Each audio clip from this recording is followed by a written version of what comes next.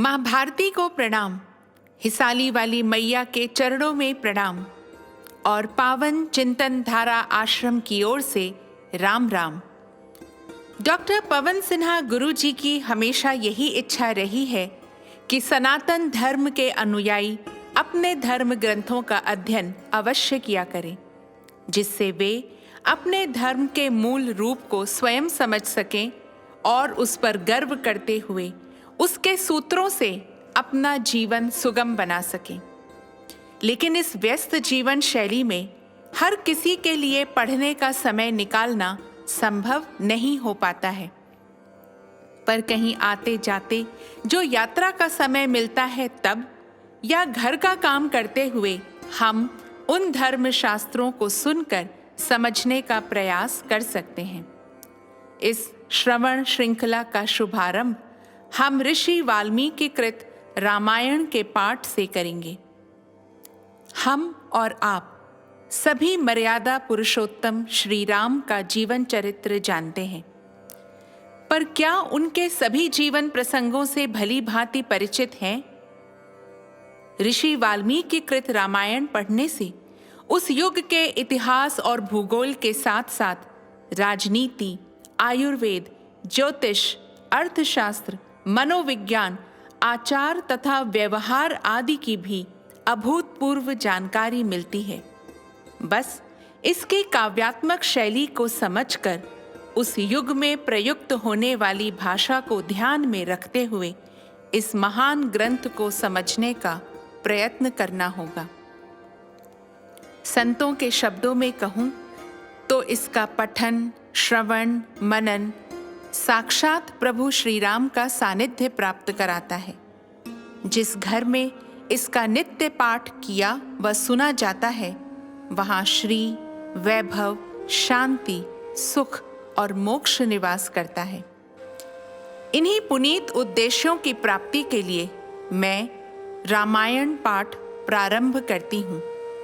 इस पाठ में मैं भगवान वाल्मीकि कृत रामायण को यथा रूप पढ़ूंगी।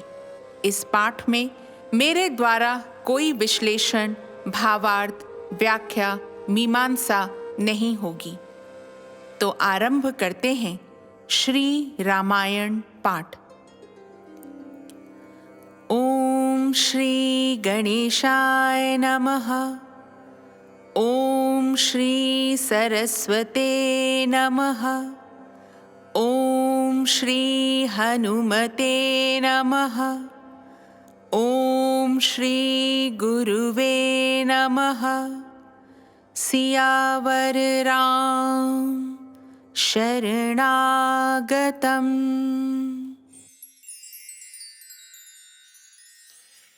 तीसरा सर्ग।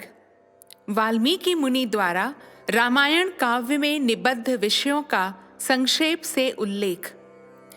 नारद जी के मुख से धर्म, अर्थ एवं काम रूपी फल से युक्त, हितकर, मोक्षदायक तथा प्रकट और गुप्त संपूर्ण रामचरित्र को, जो रामायण महाकाव्य की प्रधान कथा वस्तु था, सुनकर महर्षि वाल्मीकि जी बुद्धिमान श्री राम के उस जीवन वृत्त का पुनः भली भांति साक्षात्कार करने के लिए प्रयत्न करने लगे। वे पूर्वाग्र कुशों के आसन पर बैठ गए और विधिवत आचमन करके हाथ जोड़ते हुए स्थिर भाव से स्थित हो योग, धर्म, समाधि के द्वारा श्री राम आदि के चरित्रों का अनुसंधान करने लगे। श्री राम, लक्ष्मण, सीता तथा राज्य और रानियों सहित राजा दशरथ से संबंध रखने वाली जितनी बातें थीं, हंसना, बोलना, चलना और राज्य पालन आदि जितनी चेष्टाएं हुईं, उन सब का महर्षि ने अपने योग धर्म के बल से भली भांति साक्षात्कार किया। सत्य प्रतिज्ञ श्री रामचंद्र जी ने लक्ष्मण और सीता के साथ वन में विचरते समय जो जो लीलाएं की थीं, वे सब उनकी दृष्टि में आ गईं। योग का आश्रय लेकर उन धर्मात्मा महर्षि ने पूर्व काल में जो जो घटनाएं घटित हुई थीं, उन सबको वहां हाथ पर रखे हुए आंवले की तरह प्रत्यक्ष देखा। सबके मन को प्रिय लगने वाले भगवान श्री राम के संपूर्ण चरित्रों का योग धर्म समाधि के द्वारा यथार्थ रूप से निरीक्षण करके महाबुद्धिमान महर्षि वाल्मीकि ने उन सब को महाकाव्य का रूप देने की चेष्टा की। महात्मा नारद जी ने पहले जैसा वर्णन किया था, उसी के क्रम से भगवान वाल्मीकि मुनि ने रघुवंश विभूषण श्री राम के चरित्र विषयक रामायण काव्य का निर्माण किया। जैसे समुद्र सब रत्नों की निधि है, उसी प्रकार यह महाकाव्य गुण, अलंकार एवं ध्वनि आदि रत्नों का भंडार है। इतना ही नहीं, यह संपूर्ण श्रुतियों के सारभूत अर्थ का प्रतिपादक होने के कारण सबके कानों को प्रिय लगने वाला तथा सभी के चित्त को आकृष्ट करने वाला है। यह धर्म, अर्थ, काम, मोक्ष रूपी गुणों, फलों से युक्त तथा इनका विस्तार पूर्वक प्रतिपादन एवं दान करने वाला है। श्री राम के जन्म, उनके महान पराक्रम, उनकी सर्वानुकूलता, लोकप्रियता, क्षमा, सौम्य भाव तथा सत्यशीलता का इस महाकाव्य में महर्षि ने वर्णन किया। विश्वामित्र जी के साथ श्री राम लक्ष्मण के जाने पर जो उनके द्वारा नाना प्रकार की विचित्र लीलाएं तथा अद्भुत बातें घटित हुईं, उन सबका इसमें महर्षि ने वर्णन किया। श्री राम द्वारा मिथिला में धनुष के तोड़े जाने तथा जनक नंदिनी सीता और उर्मिला आदि के विवाह का भी इसमें चित्रण किया। श्री राम परशुराम संवाद, दशरथ नंदन श्री राम के गुण, उनके अभिषेक, कैकेयी की दुष्टता, श्री राम के राज्याभिषेक में विघ्न, उनके वनवास, राजा दशरथ के शोक विलाप और परलोक गमन, प्रजाओं के विषाद, साथ जाने वाली प्रजाओं को मार्ग में छोड़ने, निषाद राज गुह के साथ बात करने तथा सूत सुमंत को अयोध्या लौटाने आदि का भी इसमें उल्लेख किया। श्री राम आदि का गंगा के पार जाना, भरद्वाज मुनि का दर्शन करना, भरद्वाज मुनि की आज्ञा लेकर चित्रकूट जाना और वहां की नैसर्गिक शोभा का अवलोकन करना, चित्रकूट में कुटिया बनाना, उसमें निवास करना, वहां भरत का श्री राम से मिलने के लिए आना, उन्हें अयोध्या लौट चलने के लिए प्रसन्न करना, मनाना, श्री राम द्वारा पिता को जलांजलि दान, भरत द्वारा अयोध्या के राज सिंहासन पर श्री रामचंद्र की श्रेष्ठ पादुकाओं का अभिषेक एवं स्थापन, नंदीग्राम में भरत का निवास, श्री राम का दंडकारण्य में गमन, उनके द्वारा विराध का वध, शरभंग मुनि का दर्शन, सुतीक्ष्ण के साथ समागम, अनुसुईया के साथ सीता देवी की कुछ काल तक स्थिति, उनके द्वारा सीता को अंगराग समर्पण, श्री राम आदि के द्वारा अगत्य का दर्शन, उनके दिए हुए वैष्णव धनुष का ग्रहण, शूर्पणखा का संवाद, श्री राम की आज्ञा से लक्ष्मण द्वारा उनका विरूपकरण, उसकी नाक और कान का छेदन, श्री राम द्वारा खर दूषण और त्रिशिरा का वध, शूर्पणखा के उत्तेजित करने से रावण का श्री राम से बदला लेने के लिए उठना, श्री राम द्वारा मारीच का वध, रावण द्वारा विदेह नंदिनी सीता का हरण, सीता के लिए श्री रघुनाथ जी का विलाप, रावण द्वारा गृध्रराज जटायु का वध, श्री राम और लक्ष्मण की कबंध से भेंट, उनके द्वारा पंपा सरोवर का अवलोकन, श्री राम का शबरी से मिलना और उसके दिए हुए फल मूल को ग्रहण करना, श्री राम का सीता के लिए प्रलाप, पंपा सरोवर के निकट हनुमान जी से भेंट, श्री राम और लक्ष्मण का हनुमान जी के साथ ऋष्यमूक पर्वत पर जाना, वहां सुग्रीव के साथ भेंट करना, उन्हें अपने बल का विश्वास दिलाना और उनसे मित्रता स्थापित करना, वाली और सुग्रीव का युद्ध, श्री राम द्वारा वाली का विनाश, सुग्रीव को राज्य समर्पण, अपने पति वाली के लिए तारा का विलाप, शरत काल में सीता की खोज कराने के लिए सुग्रीव की प्रतिज्ञा, श्री राम का बरसात के दिनों में माल्यवान पर्वत के प्रस्रवण नामक शिखर पर निवास, रघुकुल सिंह श्री राम का सुग्रीव के प्रति क्रोध प्रदर्शन, सुग्रीव द्वारा सीता की खोज के लिए वानर सेना का संग्रह, सुग्रीव का संपूर्ण दिशाओं में वानरों को भेजना और उन्हें पृथ्वी के द्वीप, समुद्र आदि विभागों का परिचय देना। श्री राम का सीता के विश्वास के लिए हनुमान जी को अपनी अंगूठी देना। वानरों को ऋक्ष बिल, स्वयं प्रभा गुफा का दर्शन, उनका प्रायोपवेशन, प्राण त्याग के लिए अनशन, संपाति से उनकी भेंट और बातचीत, समुद्र लंघन के लिए हनुमान जी का महेंद्र पर्वत पर चढ़ना, समुद्र को लांघना, समुद्र के कहने से ऊपर बैठे हुए मैनाक का दर्शन करना, इनको राक्षसी का डांटना, हनुमान द्वारा छाया ग्राहिणी सिंह का दर्शन एवं निधन, लंका के आधारभूत पर्वत त्रिकूट का दर्शन, रात्रि के समय लंका में प्रवेश, अकेला होने के कारण अपने कर्तव्य का विचार करना, रावण के मद्यपान स्थान में जाना, उसके अंतःपुर की स्त्रियों को देखना, हनुमान जी का रावण को देखना, पुष्पक विमान का निरीक्षण करना, अशोक वाटिका में जाना और सीता जी के दर्शन करना, पहचान के लिए सीता जी को अंगूठी देना और उनसे बातचीत करना, राक्षसियों द्वारा सीता को डांट फटकार, त्रिजटा को श्री राम के लिए शुभ सूचक स्वप्न का दर्शन, सीता का हनुमान जी को चूड़ामणि प्रदान करना, हनुमान जी का अशोक वाटिका के वृक्षों को तोड़ना, राक्षसियों का भागना, रावण के सेवकों का हनुमान जी के द्वारा संहार, वायुनंदन हनुमान का बंदी होकर रावण की सभा में जाना, उनके द्वारा गर्जन और लंका का दाह, फिर लौटती बार समुद्र को लांघना, वानरों का मधुवन में जाकर मधुपान करना, हनुमान जी का श्री रामचंद्र जी को आश्वासन देना और सीता जी की दी हुई चूड़ामणि समर्पित करना, सेना सहित सुग्रीव के साथ श्री राम की लंका यात्रा के समय समुद्र से भेंट, नल का समुद्र पर सेतु बांधना, उसी सेतु के द्वारा वानर सेना का समुद्र के पार जाना, रात को वानरों का लंका पर चारों ओर से घेरा डालना,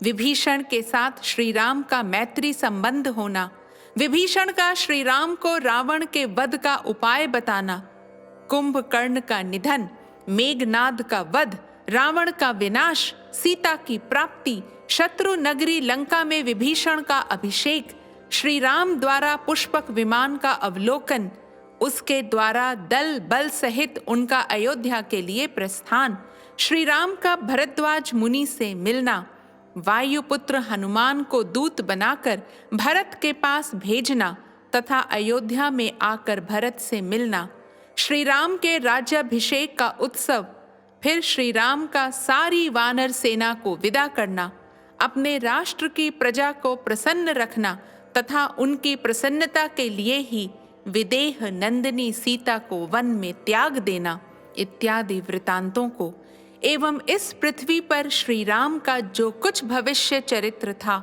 उसको भी भगवान वाल्मीकि मुनि ने अपने उत्कृष्ट महाकाव्य में अंकित किया। इस प्रकार श्री वाल्मीकि निर्मित आर्ष रामायण आदि काव्य के बाल कांड में तीसरा सर्ग पूरा हुआ। रामाय रामभद्राय रामचंद्राय वेधसे रघुनाथाय नाथाय सीतायाः पतये नमः। चौथा सर्ग महर्षि वाल्मीकि का 24,000 श्लोकों से युक्त रामायण काव्य का निर्माण करके उसे लव कुश को पढ़ाना, मुनि मंडली में रामायण गान करके लव और कुश का प्रशंसित होना तथा अयोध्या में श्री राम द्वारा सम्मानित हो उन दोनों का राम दरबार में रामायण गान सुनाना। श्री रामचंद्र जी ने जब वन से लौटकर राज्य का शासन अपने हाथ में ले लिया, उसके बाद भगवान वाल्मीकि मुनि ने उनके संपूर्ण चरित्र के आधार पर विचित्र पद और अर्थ से युक्त रामायण काव्य का निर्माण किया। इसमें महर्षि ने 24,000 श्लोक, 500 सर्ग तथा उत्तर सहित 7 कांडों का प्रतिपादन किया है। भविष्य तथा उत्तर कांड सहित समस्त रामायण पूर्ण कर लेने के पश्चात सामर्थ्यशाली महाज्ञानी महर्षि ने सोचा कि कौन ऐसा शक्तिशाली पुरुष होगा जो इस महाकाव्य को पढ़कर जन समुदाय में सुना सके। शुद्ध अंतःकरण वाले उन महर्षि के इस प्रकार विचार करते ही मुनि वेश में रहने वाले राजकुमार कुश और लव ने आकर उनके चरणों में प्रणाम किया। राजकुमार कुश और लव दोनों भाई धर्म के ज्ञाता और यशस्वी थे। उनका स्वर बड़ा ही मधुर था और वे मुनि के आश्रम पर ही रहते थे। उनकी धारणा शक्ति अद्भुत थी और वे दोनों ही वेदों में पारंगत हो चुके थे। भगवान वाल्मीकि ने उनकी ओर देखा और उन्हें सुयोग्य समझकर उत्तम व्रत का पालन करने वाले उन महर्षि वेदार्थ का विस्तार के साथ ज्ञान कराने के लिए उन्हें सीता के चरित्र से युक्त संपूर्ण रामायण नामक महाकाव्य का, जिसका दूसरा नाम पौलत्स्य वध अथवा दशानन वध था, अध्ययन कराया। वह महाकाव्य पढ़ने और गाने में भी मधुर, द्रुत, मध्य और विलंबित, इन तीनों गतियों से अन्वित, षडज आदि 7 स्वरों से युक्त, वीणा बजाकर स्वर और ताल के साथ गाने योग्य तथा श्रृंगार, करुण, हास्य, रौद्र, भयानक तथा वीर आदि सभी रसों से अनुप्राणित है। दोनों भाई कुश और लव उस महाकाव्य को पढ़कर उसका गान करने लगे। वे दोनों भाई गांधर्व विद्या, संगीत शास्त्र के तत्वज्ञ, स्थान और मूर्छना के जानकार, मधुर स्वर से संपन्न तथा गंधर्वों के समान मनोहर रूप वाले थे। सुंदर रूप और शुभ लक्षण उनकी सहज संपत्ति थे। वे दोनों भाई बड़े मधुर स्वर से वार्तालाप करते थे। जैसे बिंब से प्रतिबिंब प्रकट होते हैं, उसी प्रकार श्री राम के शरीर से उत्पन्न हुए वे दोनों राजकुमार दूसरे युगल श्री राम ही प्रतीत होते थे। वे दोनों राजपुत्र सब लोगों की प्रशंसा के पात्र थे।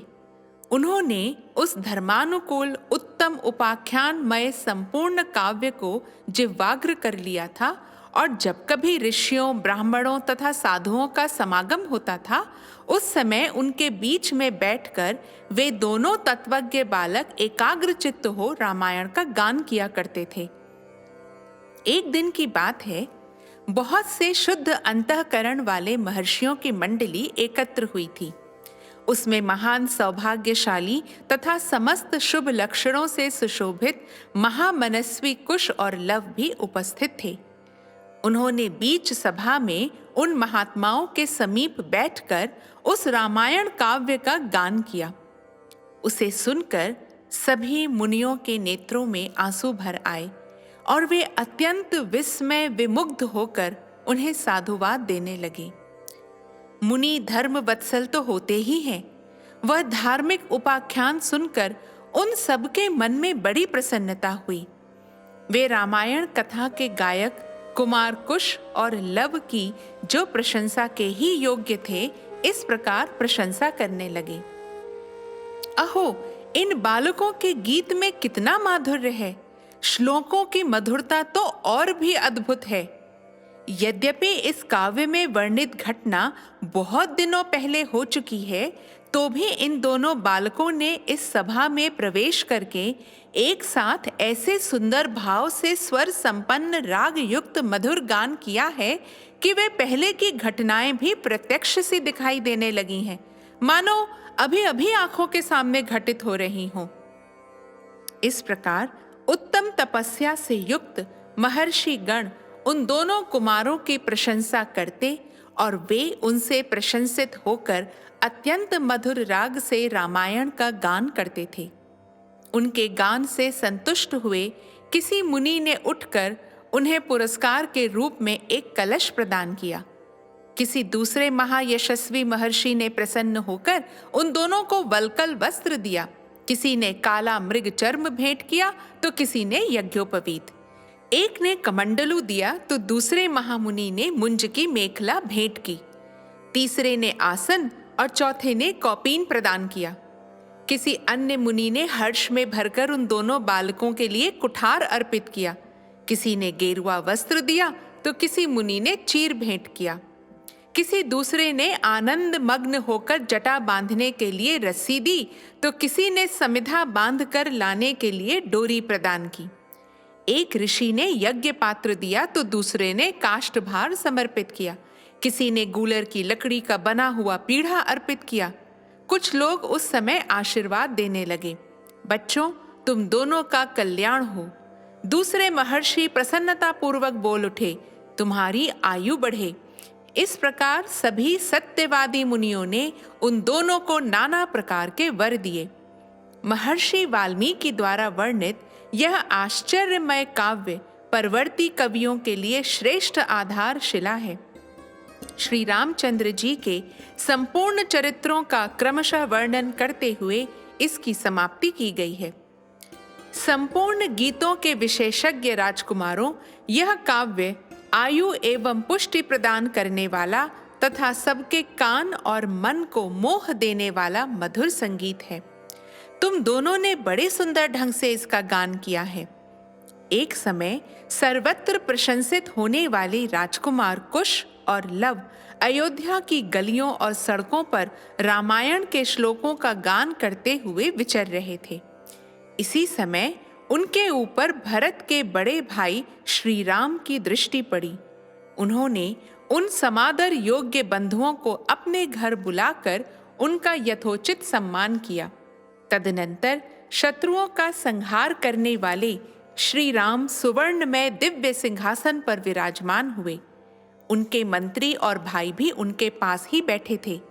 उन सबके साथ सुंदर रूप वाले उन दोनों विनयशील भाइयों की ओर देखकर श्री रामचंद्र जी ने भरत, लक्ष्मण और शत्रुघ्न से कहा, ये देवता के समान तेजस्वी दोनों कुमार विचित्र अर्थ और पदों से युक्त मधुर काव्य बड़े सुंदर ढंग से गाकर सुनाते हैं। तुम सब लोग इसे सुनो। यों कहकर उन्होंने उन दोनों भाइयों को गाने की आज्ञा दी। आज्ञा पाकर वे दोनों भाई वीणा के लय के साथ अपने मन के अनुकूल तार उच्च एवं मधुर स्वर में राग अलापते हुए रामायण काव्य का गान करने लगे। उनका उच्चारण इतना स्पष्ट था कि सुनते ही अर्थ का बोध हो जाता था। उनका गान सुनकर श्रोताओं के समस्त अंगों में हर्ष जनित रोमांच हो आया तथा उन सबके मन और आत्मा में आनंद की तरंगें उठने लगीं। उस जनसभा में होने वाला वह गान सबकी श्रवणेंद्रियों को अत्यंत सुखद प्रतीत होता था। उस समय श्री राम ने अपने भाइयों का ध्यान आकृष्ट करते हुए कहा, ये दोनों कुमार मुनि होकर भी राजोचित लक्षणों से संपन्न हैं। संगीत में कुशल होने के साथ ही महान तपस्वी हैं। ये जिस चरित्र का प्रबंध काव्य का गान करते हैं वह शब्दार्थ अलंकार, उत्तम गुण एवं सुंदर रीति आदि से युक्त होने के कारण अत्यंत प्रभावशाली है। मेरे लिए भी अभ्युदय कारक है, ऐसा वृद्ध पुरुषों का कथन है। अतः तुम सब लोग ध्यान देकर इसे सुनो। तदनंतर श्री राम की आज्ञा से प्रेरित हो वे दोनों भाई मार्ग विधान की रीति से रामायण का गान करने लगे। सभा में बैठे हुए भगवान श्री राम भी धीरे धीरे उनका गान सुनने में तन्मय हो गए। इस प्रकार श्री वाल्मीकि निर्मित आर्ष रामायण आदि काव्य के बाल कांड में चौथा सर्ग पूरा हुआ। रामाय रामभद्राय रामचंद्राय वेधसे रघुनाथाय नाथाय सीतायाः पतये नमः।